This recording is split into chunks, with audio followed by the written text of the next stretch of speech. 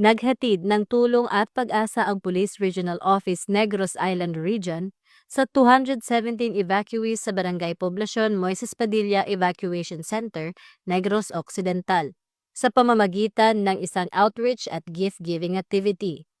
Pinuri ni Acting Chief PNP Police Lieutenant General Jose Melencio Nartatis Jr. ang inisyatibo ng CRO-NIR na ani ay patunay na ang PNP ay hindi lamang tagapagpatupad ng batas, kundi katuwang din ng mamamayan sa oras ng pangangailangan. Sa aktibidad, namahagi ang PRO-NIR ng bigas, merienda, tsinelas at mga loraan para sa mga batang na nagbigay ng ginhawa at kasiyahan sa mga evacuees.